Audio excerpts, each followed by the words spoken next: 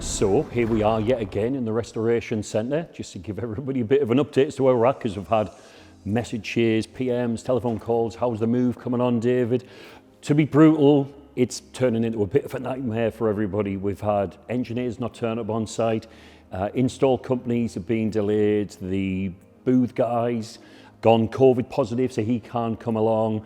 The electricians can't get a hold of some of the products, all COVID related issues.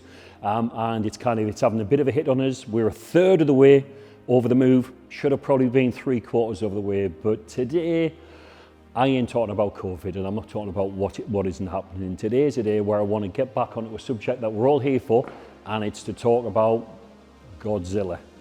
Godzilla is the first incarnation of this brand that we're all so in love with. I've got a great one next door. I'm going to get John, who everybody knows, to kind of take you into the brand, into the car, and talk you through an example of an R32 GTR. So follow me through next door. Okay, thanks Dave. Hi everyone, welcome back to the channel. Today we're going to talk about the R32 GTR, the original Godzilla, the first of the Skyline name to have the big RB twin turbo engine in. For most of you guys, I know myself, my first introduction to this car was in the PlayStation on Gran Turismo. It was the car you bought very near the beginning of the game. It was the car you still had at the end of the game when you completed it. You all know where I'm coming from. This particular example I'll be showing you today, a customer rang us up having watched our YouTube videos, told us he'd had this car in storage for a number of years, wanted to do some recommissioning work, look at doing a little bit of restoration work on it, but for now has taken advantage of our 2-hour inspection offer, where we've collected the car from his storage unit down the country, brought it up, and it'll be getting our 2-hour inspection and report, and we'll be having a good look at the car and taking it from there. So let me take you around the car, show you a bit more of it. Okay, so the heart of an R32, the RB26 twin turbo motor. This is the first time I've had a glance under the engine bay of this car, so I'm just going to show you where I look, what I look for when I first get under there. One of the first things I go to, let's have a look at the boost solenoid over here on the left hand wing. There's a little pipe comes off, a little yellow band on the pipe. I give it a little squeeze, and yes, I can feel the boost restrictor is still in there. That tells me this car is more or less completely stock, which is when you're looking at a stock example of a car like this, that's a really nice thing, because I know it's never been boosted hard. Everything else is going to be stock. We've got a set of air filters here, not much else in the way of modifications other than a Greddy radiator. Standard injectors, no fuel pressure mods, so a nice standard engine bay. Nice clean condition. Where I'll be looking now, over to the battery. Looks like there's been a little bit of a leak from the battery in the past, a little bit of surface rust under there that'll need a bit of attention before it gets any worse. Now, if you're new to R32s, there's something I want to show you over here in the engine bay, is these welds around these braces behind the strut tower. Now, R33s suffer really bad from rust on a strut tower. 32s don't whatsoever, so you'll never find any rust around this area unless there's been some sort of accident damage. Now, these welds, what I want to talk about here, are what we call puddle welds. Now, at first glance, you'd think that was as a result of a repair, but these are actually factory welds. When I bought my R32, I thought it had been in a crash as soon as I saw those welds. Spoke to Dave about it, took my car over to the GTRHC centre, showed him the car. He assured me, nope, they're absolutely factory. Everyone I've seen since exactly the same. So don't be alarmed if it looks like it's had some aftermarket welding in this area. It is perfectly normal. Okay, when we do our inspection, part of the things we'll be looking for, apart from a compression test, any leaks on the engine, we pay particular attention to these old paper gaskets on the inlet tract. They're very prone to leaking. There's several layers of them. They go from the plenum to the throttle bodies to the sandwich plate behind. So we've got to check for them. We will use a smoke detector to look for any leaks there and any of the boost leaks on the engine. In standard form, there's a lot of small vacuum pipes and boost pipes around the engine that are prone to leaks, can cause idling issues and other running problems. So down on the hot side of the engine, it's powered by twin Garrett turbos. Early car, well, all of the R32s and 33s used a ceramic type of turbo. Now getting towards 30 years old, there's a tendency for the ceramic wheels to come loose or even shatter, which can cause catastrophic engine failure. One of my recommendations for any R32 would be upgrade to an N1 steel turbo internal. Not a massively expensive job, but can save huge engine rebuilds.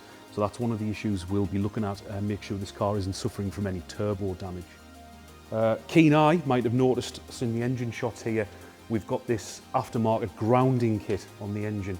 Now the reason that's there is the wiring harnesses on these cars, being nearly 30 years old, are subject to some very, very high engine bay temperatures. The engine harness runs under this manifold, the ignition harness runs under this cover, and they get cooked. When I see an aftermarket grounding kit, that tells me that there's problems with the harness. It shouldn't really need this, and someone's fitted that likely to try and help the harness with its earths. So I would recommend looking at the wiring harness, possibly even replacing it with a new one, as they are available now through the Heritage Scheme. So as I said at the beginning of the video, this car's come to us for appraisal and report. So I want to tell you a little bit more about what that entails and what you get for your appraisal. You get a full underfloor inspection done by myself. I'll be checking for corrosion and any issues under there that might require rectification. Our engineers will check all the suspension components and mechanical running gear, looking for any issues with that. We'll do a full body inspection as well as a compression test on the engine. So you get quite a comprehensive report on the car. And we do a special offer at the moment where we're only charging 2 hours of our workshop labour to do that report. So really, really good value for money, and let you know exactly where you stand with your 32. It's the same offer for 33 and 34 at the moment as well. So if you're interested in getting your car appraised, give us a shout. So from here, I want to show you the back end of the car. Let's have a look at some of the areas that really cause problems on a 32. That's where you're going to find your rust. It's going to be from the B pillar backwards. From the B pillar, this is this area of the car back over, again, where the 32 really starts to suffer. I've had personal experience of this, so I do know what I'm talking about with them. The sills, inner and outer structure, can suffer really bad from rust to the point where it literally falls off the car when you remove the side skirt. You can't buy sills for them, you have to make them. We make them in-house, so you don't have to worry if you need them. We can make them for you. There's also an inner structure between the two skins for strength. That'll have to be reconstructed normally. If you see it on the outside, it's usually deep on the inside, and that goes for any area on a 32. Coming backwards, you've got the wheel arch area. You'll have seen them, lots and lots of rusty ones. I'm feeling around the inside edge of this and it feels absolutely brand new, which is a really, really good sign.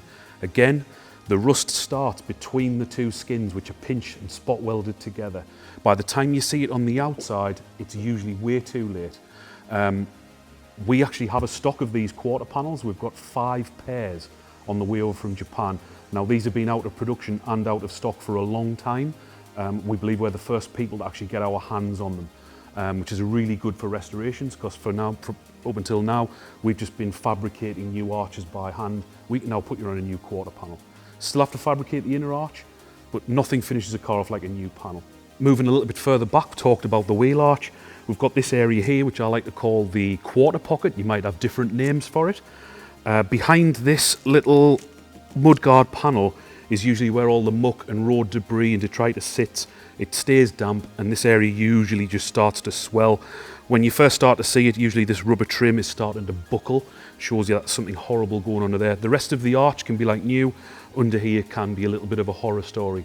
What you need to be careful if you're looking to buy a 32 is if it's got an aftermarket, what they call a quarter spat, which will cover this whole area with a fiberglass or a plastic or a carbon piece. It could be hiding some serious rot. My own car, I could put my fingers through this area under here. It had all gone. And there's a panel behind here as well. Get your hands up, feel underneath. If there's anything crumbling, like little cornflakes of metal, then you've got serious problems in there. Can be checked from inside the boot as well. You can reach in behind the panel, you can stick your hand down, have a feel around, any little cornflakes of metal in there, and you've got some corrosion problems on the car. So I don't have the benefit of a ramp free at the moment to show you the underside of the car, but I just want to talk a little bit about the mechanical you'll find on an R32. It's the only one of the range that uses a hydraulic high-cast system to control the rear wheel steering. That can be problematic. We don't see many of the cars that still have that system fitted. A lockout kit is really, really popular. And for me, I don't mind them. A lot of people will say it's not original, it's got the high cast out. For me, it's a safety issue. If a high cast fails while you're out driving your car, it's going to cause you some serious problems. The back of the car will feel like it's a shopping trolley on casters. It'll be awful. That's located here. The hydraulic system comes down the right hand side, runs all the way from front of the car. It's powered from the power steering pump. The power steering pump on these is unique to this car as well. It's a twin pump design. Again, massively overcomplicated. The 33s, 34s have an electronic rack, which is a lot tidier, a lot more simple. What a lot of owners do with these is fit an R33 pump and just delete the whole hydraulic system and put a nice lockout kit on the back. Also takes care of the high cast pushers, which are usually worn, can lead to some pretty interesting handling as well. Exterior of the car, be careful with the paint work. A lot of these cars got quick flashes over in Japan before they went to the auction, and for me the standard that's acceptable in Japan versus here is night and day. So have a good look at the paint work. Some areas you might be able to look closer, you might even be able to see the preparation marks in the paint from the DA sanders, those little circular scratches. If they're not prepped out properly, you will see them through the metallic base coat. They'll be evidenced by little swirls deep in the colour. Make sure you haven't got that, because you're in for a full respray if you have got that. While you're on for a respray, that's a great time to change your window seals as well. Have a look at this window seal here. You can see how it's shrunk and come away from the body. It's dried out and cracked all the way along. No doubt letting water in. There is a bead of sealant all the way around the glass, but depending who put the glass in, doesn't always seal properly. These window seals are very expensive. They can, front to back, they can cost you over £700 just for the part alone.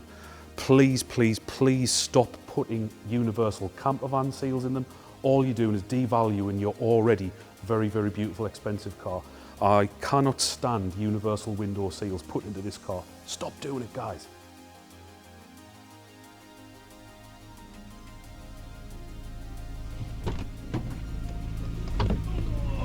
Defaulted into the driver's seat, Dave. Do you want to take the helm? No, mate. I like to be a passenger sometimes. Come on, then. Let's give the old girl a bit of a squirt and see what all the hype's about with him, eh? Do you know what, Dave? I've already driven it a few feet and it just feels like that beautiful stock glide along example. Yeah, I think they are nice when the stock. I've had a few of these where the stock exhaust, stock suspension, stock everything, and I've got in and drove them. They're not the fastest car on the road, but they've just got something about them on the road. It's just like, yeah, this is nice. You know, we've just gone over some bumps there. Didn't even feel it. It's gliding along like a normal car rather than getting our teeth rattled out like a lot of them with the coilovers on. And, oh, it just feels so nice. It's refreshing. Yeah. Nothing like my 32 was. Mine was a bit of a bone shaker, those HKS dampers on. I remember once you said it was like if you run over a credit card, you can read the numbers. You can read the numbers off it. Yeah. Yeah, it does. It ruins the experience, I think. I think the true beauty and value in these cars now is the way Nissan intended them to be. Yeah. You know, they've been drag cars, they've been circuit killers, they've been all that. I think let them retire with the beauty they were intended to have. Yeah, true. It's those old Bathurst videos, isn't it? Oh yeah. Where you watch them blitzing around in those Winston colours. Was it Winston? Was it Winston? It was Calsonic. Oh no, well there's Calsonic. I'm talking about the Australian series. Oh, the Australian one, yeah. Yeah. All the group. Yeah. They're not Group A, they had a group. It's Group something. Group Aussie. Yeah. Showing my knowledge now, aren't it?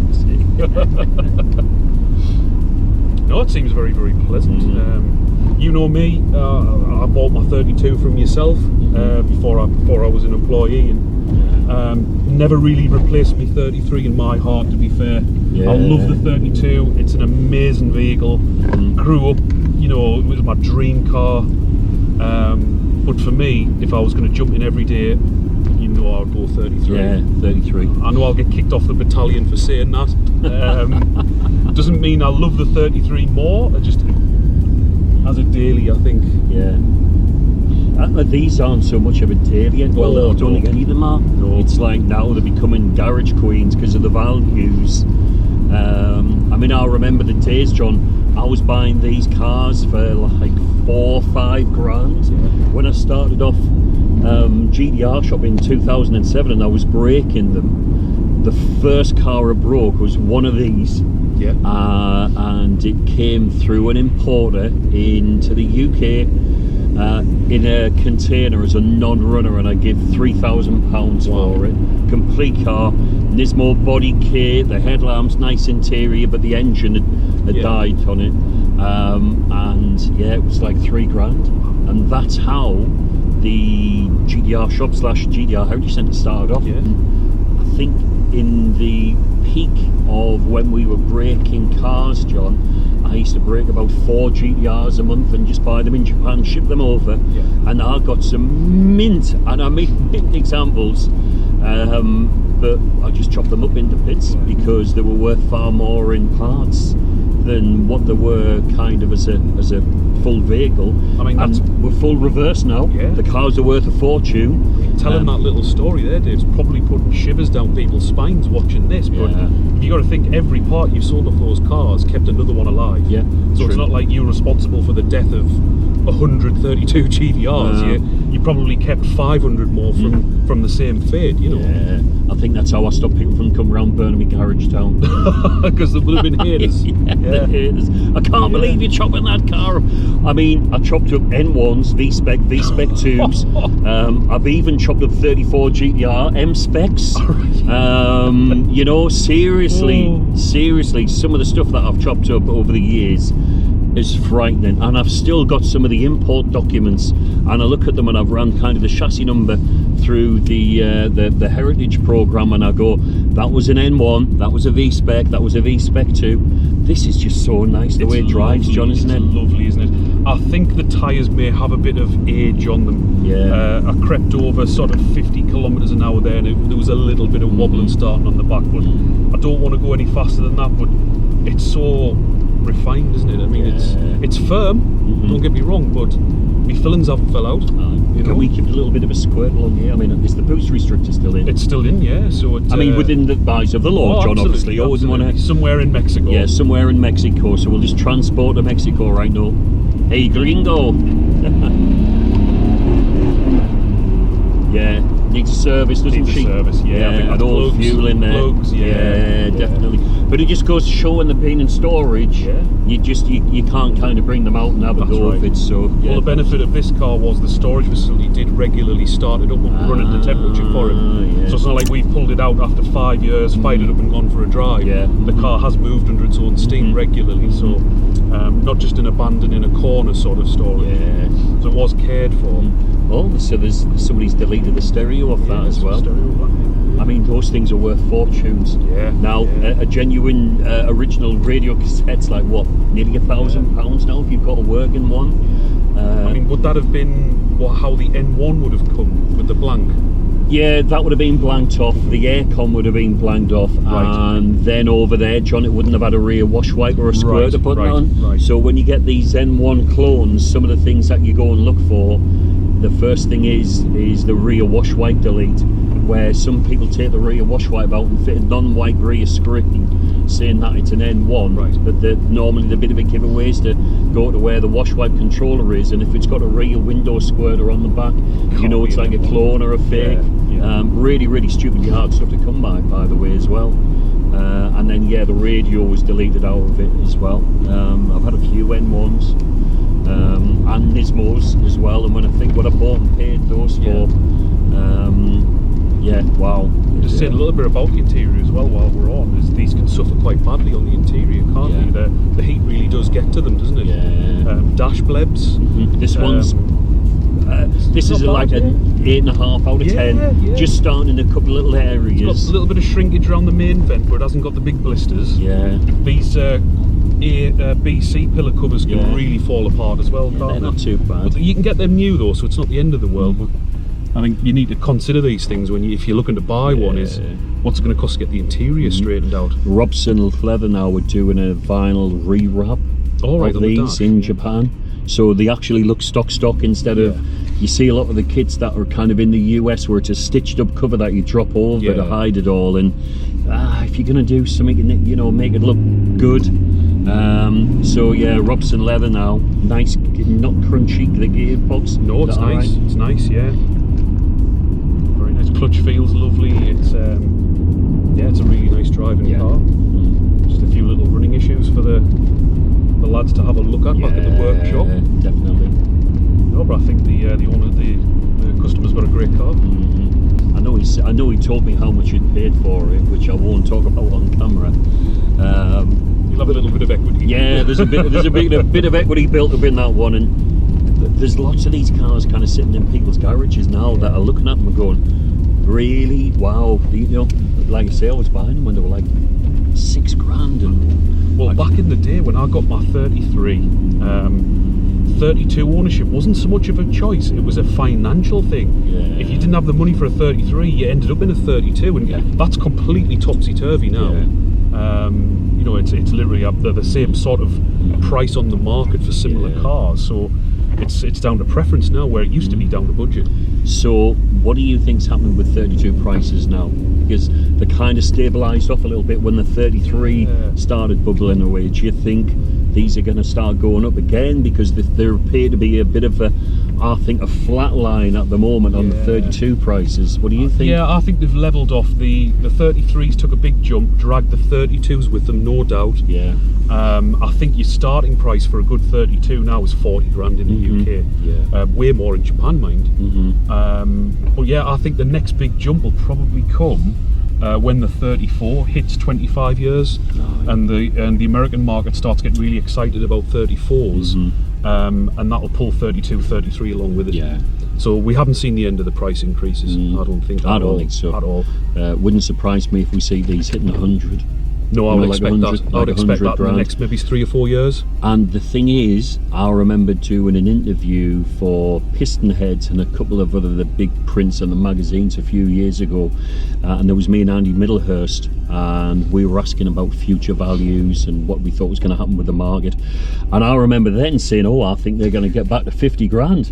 And people were joking and laughing at me then, and now I'm saying, you know what, I was wrong. Yeah. It's 100 grand plus, and 34s are going to tip 500,000, 33s are going to be well over 100 grand, well over 100 grand. And you've just got to look at BMW M3 left-hand drive, look at those Evo models and stuff. They're 100 grand, and they were 10 to 12 granders. So yeah. Everybody says, will the bubble burst? Name any market for retro cars that's burst. None of them have. There isn't. Burning question on my mind, Dave. Do you think we'll ship them back to Japan at some point? I think that will happen, John, because that market's depleted, and when I'm looking for cars for customers, and then I'm looking at the Japanese auctions and the Japanese resellers, the prices of stuff there now is ballistic, bonkers, mad, crazy, because the United Kingdom started drawing them down first, and then now the US market's opened up. It's absolutely draining the tanks on them. So if you own one of these in Japan, all of a sudden the car that there was plenty of, there's very few of. So you're going up now trying to buy them, and you're fighting with people from around the world. I suppose for them the UK market looks like good value compared to what their prices are. Yeah, concerns about the rust though. Yeah, I think that's the UK market. We've got people from America. I'm interested, but I want a million pictures.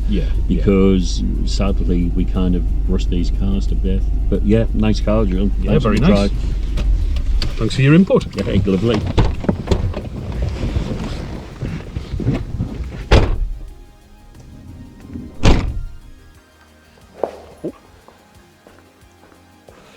Well, there we have it, test driving a 30-year-old 32 GTR Godzilla, the beginning of the legend. What a car, what a drive, exceptional. Great investment, as John's just been through with you. So if you've got a 32 GTR, 33, 34, any kind of Nissan, any kind of Japanese performance car, please consider us as being your go-to specialist. We're here ready to take your telephone call, take your emails. Everything's all on the links below, and the tops and the corners and the bottoms. Just want to say thank you very much to all of our wonderful followers, and we look forward to seeing you next video. Thank you. Bye.